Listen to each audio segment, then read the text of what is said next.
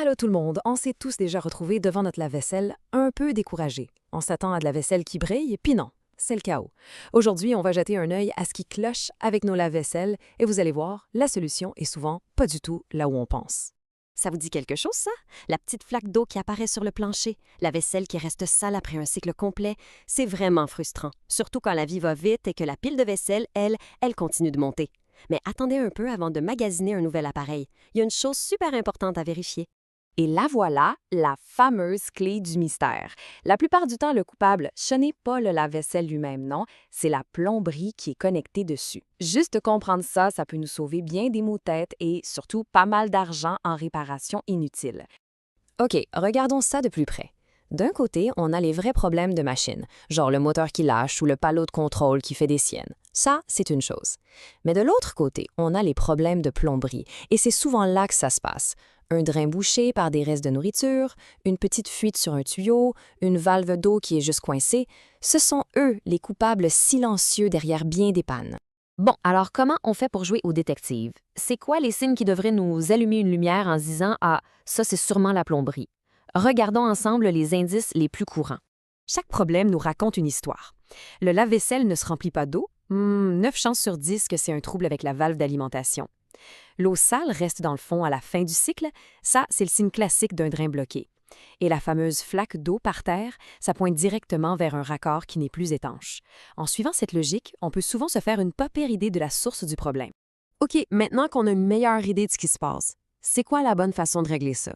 Un vrai pro, lui, il va pas y aller à peu près. Il va suivre un processus clair, étape par étape, pour être certain que le problème est réglé pour de bon. Un bon processus de réparation, ça commence toujours par un diagnostic précis pour être sûr à 100% de la cause. Ensuite, on s'attaque au point névralgique, l'arrivée d'eau, puis le drainage. Mais honnêtement, l'étape la plus importante, c'est la dernière, les tests. On fait des tests rigoureux pour s'assurer qu'il n'y a plus aucune fuite et que la machine roule à son plein potentiel. C'est vraiment ça qui fait la différence entre une petite patch et une réparation de qualité qui va durer.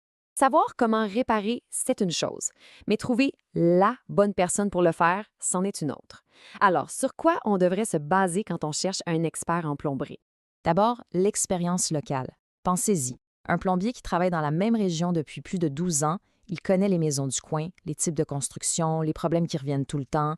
Cette connaissance-là, ça vaut de l'or pour trouver le bobo rapidement. Ensuite, le volume de travail. Un chiffre comme plus de 5000 travaux complétés, ce n'est pas juste pour se vanter. Ça veut dire des milliers de problèmes différents qui ont été vus et réglés. C'est de l'expertise qui s'est bâtie sur le terrain, un cas à la fois. Et bien sûr, la réputation.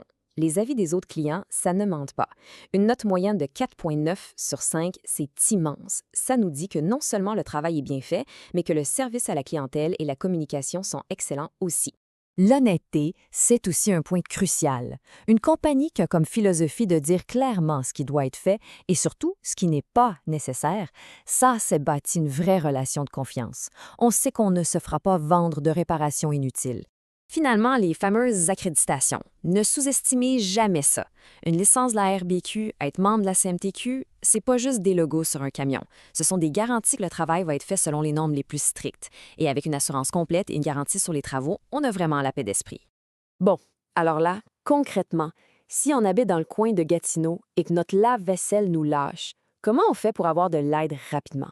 Eh bien, pour ceux qui sont dans la région, le service de plombier Gatineau couvre un très large territoire.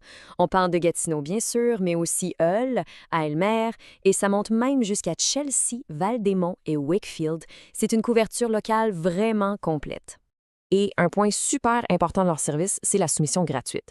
Ça veut dire que pour une installation ou une réparation de lave-vaisselle à Gatineau, on peut savoir exactement combien ça va coûter avant même que les travaux commencent. Pas de frais cachés, pas de mauvaise surprise à la fin. C'est transparent et ça, on aime ça.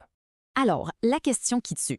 Est-ce que c'est le temps d'en finir avec ce problème de lave-vaisselle une bonne fois pour toutes et de retrouver un peu de quiétude dans la cuisine? Si la réponse est oui, la solution est vraiment simple.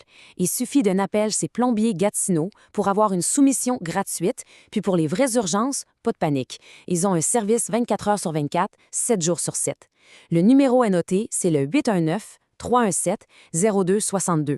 Alors n'hésitez pas à les appeler pour retrouver votre tranquillité d'esprit.